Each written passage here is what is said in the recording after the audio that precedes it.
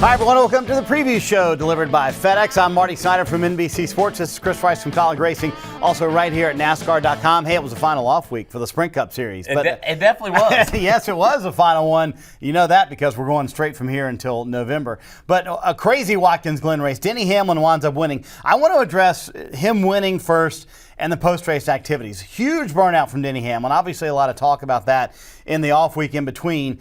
You know, when does it go too far? And do you think NASCAR eventually is going to have to step in and make a rule and say, hey, you've got to limit what you do post-race? Well, these guys are excited to win a race. And Denny to win a road course, he's super excited to win that race. But, yes, I do believe NASCAR steps in and sets a rule, some sort of rule that says, hey, you tear your race car up, that's going to go into technical inspection that, you know, if it's out of tolerance, it's out of tolerance, whether you've done it after the race or whatever. But NASCAR does do something, I believe. But games are being played post-race, you feel, correct? Well, I do believe they're being played, but I don't.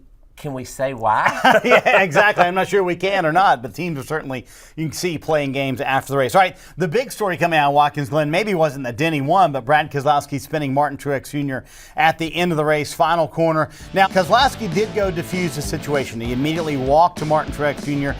and apologized.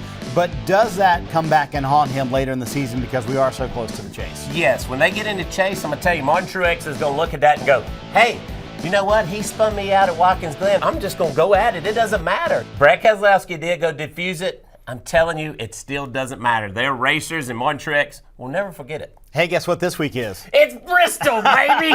We got this far into the show without you doing that. So we talked about tempers from Watkins Glen. Obviously, Bristol, always a place where tempers flare up. Does it happen again this week? Yes, I do believe it happens again this week because we don't know what the racetrack's going to hold. You're going to get to the top side, and you're going to run. You're going to try to run in the middle. It's going to come down to a green-white checker, and you never know who's going to be leading. If somebody's going to bump and run, it's going to have some more tempers flare.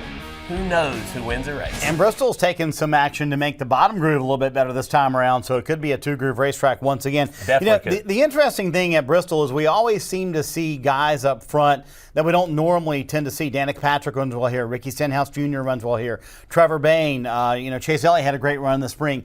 Do we see a surprise winner Saturday night? We definitely could because I've watched a lot of film. I've done a lot of studying this week, and guys and girls that didn't take tires can stay up front. You know what? They can run a full fuel run at Bristol, which you normally don't see. Somebody can take two tires and get up front. You never know who can win this race. And I do believe like a Ricky Stenhouse can go out and win this race because this is a great place for him.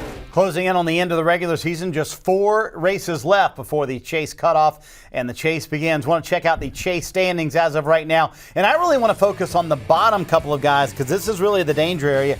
You see Chase Elliott finally had a solid race at Watkins Glen. Good for that 24 team. Austin Dillon, Jamie McMurray, Kyle Larson. Of those guys, who are you really worried about over the next 4 regular season races, and who do you feel good about their chances to make the chase? Well, I'm going to start with who I'm worried about. I'm worried about Kyle Larson. You know, I've said that a lot. He's got to do something. He's got to have some better finishes to be able to gain some points.